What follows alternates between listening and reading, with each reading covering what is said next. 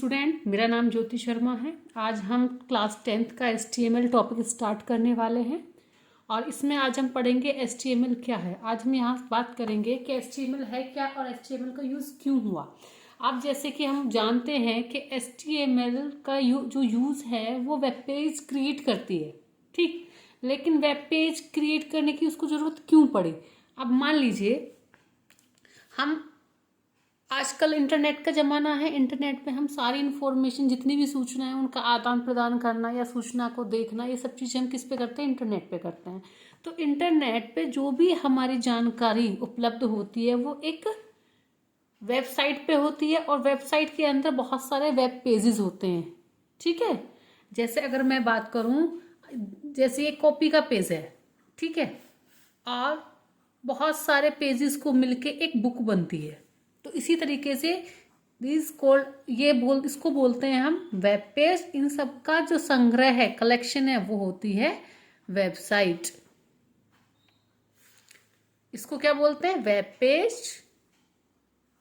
और इसको बोलते हैं वेबसाइट। जो भी हमारी इंटरनेट पे जो भी इंफॉर्मेशन, सूचना उपलब्ध होती है वो वेबसाइट पे होती है, और जैसे ही हम उस पर क्लिक करते हैं तो हमारे सामने कुछ पेजेस खुल के आते हैं उस सूचना से संबंधित। वो सब हमारे क्या होते हैं, वेब पेजेस। अब वेब HTML का क्या काम है, HTML हमें इस वेब पेज को बनाने में हमारी सहायता करती है और HTML का प्रयोग ही वेब पेज को बनाने के लिए किया जाता है। चलिए आज हम इसके बारे में थोड़ा सा जानेंगे कि HTML, अगर इसका यूज हमने समझ में आ गया कि क्यों किया गया, लेकिन HTML आई कहाँ से। तो HTML का जो आविष्कार किया वो किसने किया, टिम बर्नर-ली। टिम बर्नर-ली ने इसका आविष्कार किया और कब किया, 1990 में। आपको समझ में आ गया होगा, ये आपको समझ में आया कि जो हमारी HTML लैंग्वेज है इसका क्या यूज है, किस लिए किया जाता है। अब इसका आविष्कार किसने किया, टिम बर्नर-ली ने, कब, 1990 में, ठीक। जो हम HTML की बात करें, HTML का यूज इन्होंने इसलिए किया, आविष्कार इसलिए किया जिससे हम एक पेज से दूसरे पेज पे आसानी से पहुंच सके। आपने देखा होगा कई बार हम यहाँ लिखा होता है क्लिक, हम जैसे ही इस पे बटन पे क्लिक करते हैं हम दूसरे पेज पे पहुंच जाते हैं। तो ये सब किससे पॉसिबल है, HTML से। हम आगे इसके बारे में बात करेंगे, इसके बारे में डिस्कस करेंगे, लेकिन स्टार्टिंग में हम कुछ जनरल चीजें समझ रहे हैं जो आपको पता होना जरूरी है कि HTML क्या है, HTML का यूज क्यों किया जाता है और किसने इसको आविष्कार किया।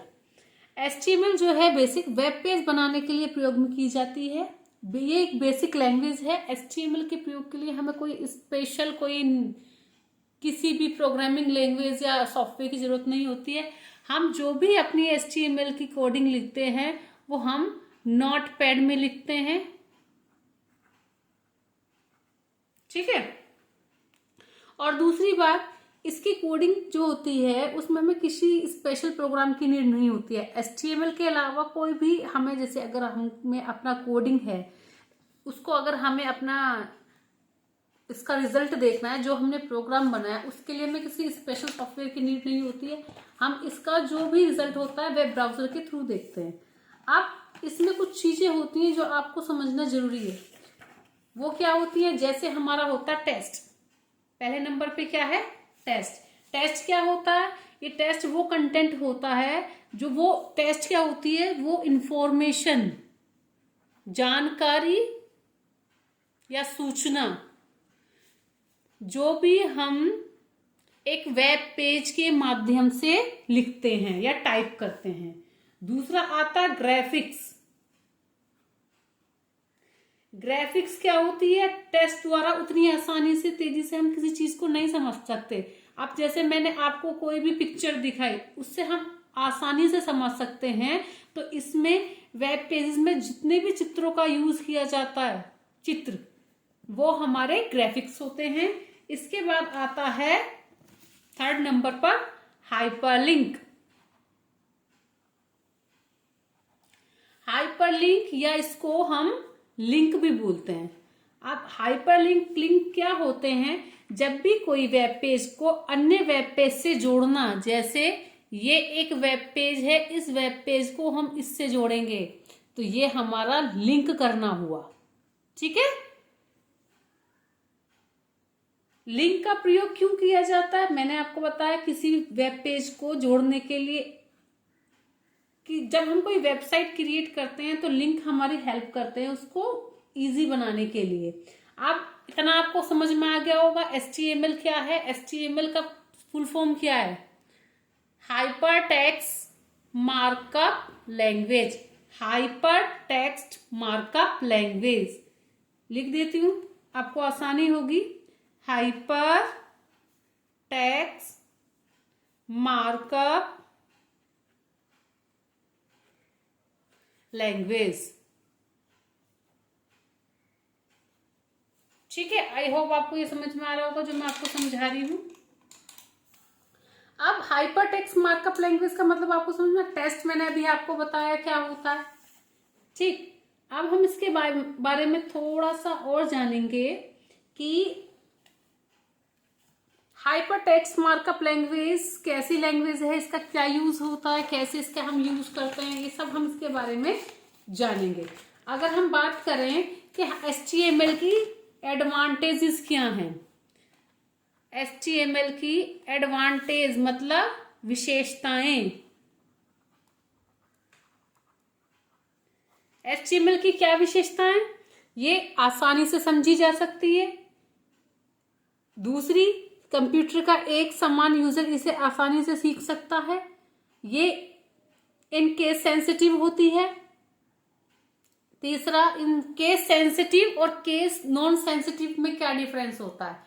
केस सेंसिटिव मतलब अगर हमने कोई भी प्रोग्राम कैपिटल में लिखा है तो हमें पूरा प्रोग्राम कैपिटल में ही लिखना होगा, अदरवाइज वो एरर शो करता है, एरर दिखाता है, उसमें कुछ त्रुटि दिखाएगा। और नॉन केस सेंसिटिव या केस इनसेंसिटिव में क्या होता है, आप कहीं भी स्मॉल लेटर छोटे शब्दों में लिख सकते हैं, कहीं भी बड़े शब्दों में, इसमें कोई भी किसी तरीके की बाउंडेशन नहीं होती है। यह एक इनसेंसिटिव लैंग्वेज है, ये मैंने आपको समझा दिया। इसमें जो प्रोग्राम है अपनी चॉइस, इच्छा के अनुसार छोटे या बड़े अक्षरों में, लोअर या अपर लेटर्स में आप बना सकते हैं, छोटे लेटर्स में या बड़े शब्दों में। अब इसमें वेब पेज में क्या होता है, टेक्स्ट, ग्राफिक, वीडियो, साउंड। अगर हमने कोई भी एक वेब पेज बनाया है, इसमें हम टेक्स्ट, कोई भी ग्राफिक या कोई भी वीडियो, साउंड को प्रयोग कर सकते हैं अपनी सुविधा देने के लिए। इसमें वेब पेज को और भी अच्छा दिखाने के लिए हम फॉर्मेटिंग का यूज करते हैं। ठीक, इसे सभी वेब ब्राउजर सपोर्ट करते हैं, जितने भी हमारे वेब ब्राउजर्स हैं सभी इसको सपोर्ट करते हैं। वेब पेज को आपस में जोड़ने के लिए हमें एक अच्छी चीज क्या है, लिंक का हम यूज कर सकते हैं। और ये प्लेटफॉर्म इंडिपेंडेंट लैंग्वेज है, ये किसी पे डिपेंड नहीं होता है या किसी और लैंग्वेज पे डिपेंड नहीं है। C या C++, जावा, इसमें किसी की जरूरत नहीं होती है, इसलिए ये इंडिपेंडेंट है। और विंडो के अलावा ऑपरेटिंग सिस्टम का भी प्रयोग किया जा सकता है। अब ये तो थी इसकी विशेषताएं। अब इसके डिसएडवांटेजेस क्या होती हैं, जो अवगुण होते हैं। इसमें क्या है, वेबसाइट बनाने के लिए बहुत ज्यादा कोडिंग की आवश्यकता होती है, एक एक चीज आपको लिखनी होगी। और इसके द्वारा जो वेबसाइट हम तैयार करते हैं उसमें जैसे पासवर्ड है, सिक्योरिटी देने में बहुत ज्यादा प्रॉब्लम फेस करनी पड़ती हैं। थर्ड पॉइंट क्या बता सकते हैं, इसमें जो इसकी सहायता से जितनी भी वेबसाइट या स्टैटिक तैयार किए जाते हैं, उन्हें डायनेमिक वेबसाइट तैयार करने के लिए HTML का प्रयोग नहीं किया जा सकता। तो ये बेसिकली इसकी दो चीज याद रखना आप, इसमें सिक्योरिटी का बहुत ज्यादा, सुरक्षा का बहुत ज्यादा समस्या होती है। और इसमें हर एक मतलब अपने जो भी आपने कोडिंग लिखी है उसमें बहुत ज्यादा टाइम लगता है और बहुत ज्यादा कोडिंग का, अपनी वेबसाइट को बनाने के लिए बहुत ज्यादा कोडिंग का यूज करना पड़ता है। ये तो इसकी डिसएडवांटेजेस थी, ये अवगुण थे। अब इसके कुछ टूल्स होते हैं। मैंने आपको बताया HTML required tools for HTML, मतलब HTML के लिए आवश्यकता, टूल्स की कुछ आवश्यकता होती है। जैसे अगर हम कोई भी काम करते हैं उसमें हमें क्या जरूरत होती है, खाना बनाते हैं, खाना बनाने के लिए हमें बर्तन चाहिए, सामान चाहिए, जो भी आप बना रहे हैं वो उसके टूल्स है। तो इसी तरीके से HTML के भी कुछ आवश्यक टूल हैं, उसे काम करने के लिए किस किस चीज की जरूरत पड़ेगी। तो HTML की सहायता से हम वेब पेज तैयार करते हैं, लेकिन अब मैं आपको बुक्स की सहायता से कुछ समझाऊंगी। इसने बोला कि HTML की सहायता से वेब पेज तैयार करने के लिए हम कुछ टूल्स का प्रयोग करते हैं। इन टूल की मदद से हम आसानी से वेब पेज तैयार कर सकते हैं। मैंने बताया कि जैसे हम खाना बनाते हैं, खाना बनाने के लिए हमें बहुत सारी चीज़ों की जरूरत पड़ती है, उन सब की मदद से हम खाना आसानी से बना सकते हैं। और पहला टूल जो होता है टेक्स्ट एडिटर होता है। HTML के प्रोग्राम्स को टाइप करने के लिए टेक्स्ट एडिटर का यूज करते हैं, इस्तेमाल करते हैं, आवश्यकता होती है। विंडोज के पास अपना टेक्स्ट एडिटर होता है। HTML के प्रोग्राम टाइप करने के लिए प्रयोग किया जाता है। टेक्स्ट एडिटर नोटपैड के नाम से भी जाना जाता है। हम जितनी भी कोडिंग करते हैं अपने नोटपैड में ही करते हैं HTML की। इसको अब आपको नहीं पता चले तो आप कहाँ से, आप जाना विंडो में, उसमें रन या सर्च बॉक्स में नोटपैड टाइप करना, ये ओपन हो जाएगा। ठीक है, जैसे आप इस पर क्लिक करेंगे। इसके बाद है आपका दूसरा टूल ब्राउजर। ब्राउजर जब भी हम अपनी कोडिंग तैयार कर लेंगे, उसका रिजल्ट देखने के लिए हमको वेब ब्राउजर की जरूरत होती है। ठीक, आई थिंक आपको वेब ब्राउजर्स के नेम पता होंगे, जैसे गूगल क्रोम है, मोजिला फायरफॉक्स है या इंटरनेट एक्सप्लोरर है।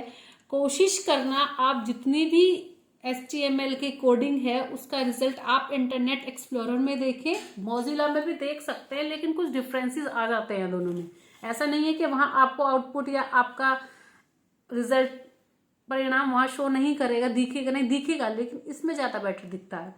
अब इसके कुछ एलिमेंट्स होते हैं। एलिमेंट्स का मतलब है HTML प्रोग्राम की कुछ विशेष शब्द, जैसे स्पेशल वर्ड की सहायता, विशेष शब्दों की सहायता से बनाए जाते हैं। वो विशेष शब्द कीवर्ड्स कहलाते हैं, जिनको हम एलिमेंट्स भी कहते हैं। HTML प्रोग्राम बनाते समय एलिमेंट्स को सही स्थान पर रखा जाता है। प्रोग्राम्स बनाते समय एक एलिमेंट के स्थान पर कोई दूसरा एलिमेंट ना तो प्रयोग किया जा सकता है और न ही एलिमेंट में फेरबदल किया जा सकता। प्रत्येक एलिमेंट एक एंगुलर ब्रैकेट, इसको बोलते हैं हम एंगुलर ब्रैकेट। जब भी हम अपने कोई भी प्रोग्राम स्टार्ट करेंगे, कोई भी कोड का टैग, तो ये एंगुलर ब्रैकेट से स्टार्ट होगा और इससे क्लोज होगा। ठीक है, अगर मैंने HTML लिखा है HTML, तो HTML स्टार्ट इससे होगा। जब मुझे अपना प्रोग्राम क्लोज करना है तो ये स्लैश देन HTML, ये एंगुलर ब्रैकेट होता है। ठीक है जी। अब इसको बोलते हैं ओपन, इसको बोलते हैं हम ओपन टैग, इसको बोलते हैं क्लोज टैग। ठीक, इसमें आगे वही दिया हुआ HTML प्रोग्राम में टैग्स को ओपन क्लोज किया जाता है। टैग को ओपन करते समय ओपनिंग टैग, क्लोज करते समय एंडिंग टैग या क्लोज टैग। ओपनिंग टैग क्या होता है, ये होगा। क्लोज टैग क्या होगा, ये होगा। इसका अर्थ कि ओपनिंग टैग फॉरवर्ड स्लैश, ये स्लैश याद रखना, ये फॉरवर्ड स्लैश लगाकर क्लोज बनाया जाता है। इसके बाद इसमें कुछ ध्यान रखने वाली बातें, प्रत्येक टैग कमांड की तरह होती है। जब भी हम कोई टैग यूज करेंगे वो एक कमांड देगी आपके वेब पेज को कि उसे क्या करना है। ओपनिंग टैग के साथ कुछ शब्दों का प्रयोग किया जा सकता है, इन शब्द को एट्रीब्यूट कहते हैं। इस टैग, जैसे आपने ये टैग किया यूज, इस टैग के अंदर अगर आप कोई भी अदर शब्द यूज कर रहे हैं उसको हम बोलते हैं एट्रीब्यूट्स। वो एक, जैसे एक HR टैग होता है, HR टैग में अगर हम उसका साइज लिखते हैं 4, तो ये साइज जो होगा HR टैग के साथ, ये इसकी एट्रीब्यूट होगा। एट्रीब्यूट, ये इसकी वैल्यू होगी एट्रीब्यूट की। तो एट्रीब्यूट केवल ओपनिंग टैग के साथ प्रयोग किया जाता है। कभी भी आप एट्रीब्यूट को क्लोजिंग टैग के साथ यूज नहीं कर सकते हैं। हमेशा आप इसका जो यूज करेंगे वो ओपनिंग टैग के साथ ही करेंगे। और जो इसका इफेक्ट दिखेगा, वो इसका जो प्रभाव दिखेगा वो ब्राउजर पे दिखेगा जब आप इसको रन कराएंगे। किसी टैग के साथ आवश्यकता अनुसार एक या एक से अधिक एट्रीब्यूट का प्रयोग किया जा सकता है। ऐसा नहीं है कि आपने एक टैग लिया तो उसमें केवल एक ही यूज किया जाएगा एट्रीब्यूट, नहीं, इसके साथ एक से अधिक टैग का भी यूज कर सकते हैं। सामान्य एट्रीब्यूट्स को उनकी वैल्यू देते हैं, जबकि एट्रीब्यूट के बिना वैल्यू का कोई भी वर्क नहीं होता। जब तक मैंने इससे साइज लिखा, जब तक मैं इस साइज की वैल्यू नहीं दूंगी तो इसका कोई भी यूज, कोई भी इस्तेमाल, कोई भी प्रयोग नहीं है। वैल्यू अलग आउटपुट देती है। एट्रीब्यूट की वैल्यू इन्वर्टेड कोमा में होती है, इस तरीके से। ठीक, ये इन्वर्टेड कोमा होता है। जैसे एच आर साइज का हमारा क्या है, इसका साइज 4। ये नो शेड एक आपको आगे एक टैग है वो आपको बताया जाएगा। उपरोक्त एच आर एक टैग है, जबकि साइज जो है और नो शेड इसका एट्रीब्यूट है। साइज हो चाहे नो शेड हो, ये इसका एट्रीब्यूट है। और ये क्या है, मैंने जैसे आपको बताया, ये इसकी वैल्यू है। क्लियर है? यहां तक आपको आई होप समझ आ गया होगा। अगर कोई चीज समझ ना आए तो आप मुझसे पूछ सकते हैं। चलिए अब हम बात करते हैं टैग्स के प्रकार। टैग्स हमारे कौन कौन से होते हैं? पहला होता है कंटेनर या pair tag. Container pair tag वो होते हैं जिन्हें हमने ओपन भी किया और क्लोज दोनों करना कंपलसरी है। जिन्हें ओपन और क्लोज दोनों करना कंपलसरी है, तभी तो वो पेयर टैग हुए या कंटेनर टैग। जिसमें और इसके बाद आता है एम्प्टी टैग या अनपेयर, जिनको हमने ओपन तो कर लिया लेकिन जरूरी नहीं है उनको क्लोज किया जाए। अगर आप क्लोज नहीं भी करेंगे तो भी वो आपको आपका परिणाम दिखाएगा। जैसे HTML जो है हमारा पेयर टैग है या कंटेनर टैग है, इसको क्लोज करना कंपलसरी है, जरूरी है। अगर आप इसे क्लोज नहीं करेंगे तो आपका रिजल्ट शो नहीं करेगा, आउटपुट नहीं दिखाएगा। एम्प्टी टैग में जैसे BR लाइन को ब्रेक करने के लिए यूज होते हैं। ये टैग अगर आप क्लोज नहीं भी करते तो भी आपका आउटपुट स्क्रीन पे दिखेगा। नेस्टिंग टैग, जब एक टैग के अंदर दूसरे टैग का प्रयोग किया जाता है, मतलब एक टैग के अंदर दूसरे टैग का प्रयोग किया जा रहा है, तब उसको नेस्टिंग टैग बोलेंगे। नेस्टिंग टैग के क्रम का ध्यान रखा जाता है। सबसे पहले ओपन आता है, फिर क्लोज टैग। जैसे आपने देखा HTML इज कंपलसरी, ये एक पेयर होता है। ये पहले ओपन देन क्लोज, फिर ओपन और क्लोज, ये एक पेयर में चलते हैं। Open tag close tag, open tag close tag. ठीक, इसको बोलते हैं नेस्टेड टैग। अब इसकी बनावट क्या होगी? सबसे पहले हम कुछ चीजों को जान लेते हैं। सबसे पहले हम क्या लिखते हैं? HTML का प्रयोग हर एक प्रोग्राम में कंपलसरी है आपका HTML टैग का यूज करना, क्योंकि इसका प्रोग्राम शुरू ही इससे होगा। और क्लोज करना भी कंपलसरी है। ये ओपन टैग होगा, ये इसका क्लोज टैग होगा। अब इसे दो सेक्शन में डिवाइड किया गया, दो भागों में बांटा गया। पहला है हेड सेक्शन, दूसरा है बॉडी। हेड सेक्शन में क्या होता है, इसे हम जस्ट बाद में लगाते हैं। HTML के हेड टैग को समाप्त, इसे बंद करेंगे तो इस तरीके से करेंगे। ये तुरंत बॉडी टैग के बाद लगता है। बॉडी टैग का शुरू HTML के ठीक पहले लगता है। मतलब हेड सेक्शन हेड टैग से शुरू किया जाता है और हेड टैग को समाप्त किया जाता है। उसके तुरंत बाद बॉडी सेक्शन टैग को, पहले HTML हेड बॉडी, और फिर क्या करते हैं उसके बाद हेड टैग को, हेड टैग जो HTML है इसको बंद करने से पहले आप अपना बॉडी टैग क्लोज करेंगे। हेड टैग को क्लोज करना कंपलसरी नहीं है, ऐसा ध्यान रखें कि HTML प्रोग्राम में HTML टैग ओपन और क्लोज टैग का एक सेट होता है, ऐसी हेड का एक सेट होता है और ऐसे ही बॉडी का एक सेट होता है। जो आप टैग स्टार्ट कर रहे हैं, कंटेनर या पेयर टैग जो भी आप यूज कर रहे हैं, उनको क्लोज करना कंपलसरी होता है। हेड सेक्शन एक बहुत छोटा सा सेक्शन है। इस सेक्शन में क्या होता है, हेडर से जुड़ी इन्फॉर्मेशन होती है। जैसे जो भी आपकी इससे जुड़ी जानकारी होती है, जो भी आप अपने वेब पेज को टाइटल देना चाहते हैं, उसमें किसी ऑथर का नाम लिखना चाहते हैं, वो सब किस में आएगा, आपका हेड सेक्शन में। उसके बाद आता है बॉडी सेक्शन। जितना भी कंटेंट, जो भी इंफॉर्मेशन, जो भी जानकारी आप लिखेंगे, वो दिखाई जाने वाली सभी चीजें, कंटेंट जैसे टेक्स्ट, ग्राफिक, लिंक्स, बॉडी, सब बॉडी सेक्शन के अंतर्गत आवश्यकता अनुसार आप इसे बड़ा या छोटा कर सकते हैं, वो सब इसमें आती है बॉडी सेक्शन में। ठीक है, जैसे अब हम एक एग्जाम्पल की मदद से समझेंगे कि ये हमारा क्या हो गया, ओपनिंग टैग, ये हो गए क्लोजिंग टैग। ये एज यूजुअल मैंने बताया, जैसे कि आपको ये कंटेनर टैग है तो इसको शुरू और बंद करना कंपलसरी है। इसके बाद हेड टैग, जस्ट बाद ये एक सीरीज है, ये ऐसे ही यूज करना पड़ा चाहिए और ऐसे ही यूज करते हैं। सबसे पहले आप हेड HTML लिखेंगे, उसके बाद हेड टैग लिखेंगे, फिर उसके बाद टाइटल। अगर आप अपने किसी पेज को टाइटल देना, टाइटल साथ के साथ हम क्लोज कर देते हैं, देन हेड क्लोज करेंगे। उसके बाद बॉडी। अगर आपने इस बॉडी को यहीं क्लोज कर दिया तो जो आप लिख रहे हैं वो कोई भी इंफॉर्मेशन आपके वेब पेज पे डिस्प्ले नहीं होगी।